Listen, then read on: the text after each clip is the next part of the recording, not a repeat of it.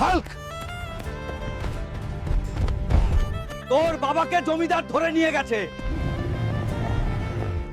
আমার বাবাকে কেন ধরে এনেছো?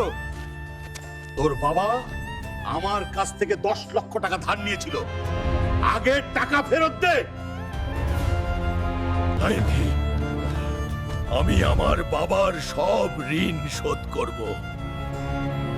ভাই, আমাকে একটা কাজ দেন, এখানে কোনো কাজ নাই।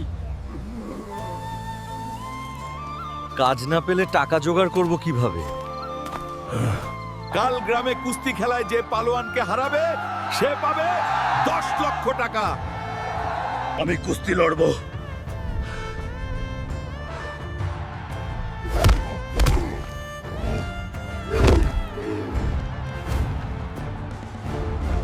বন্ধুরা,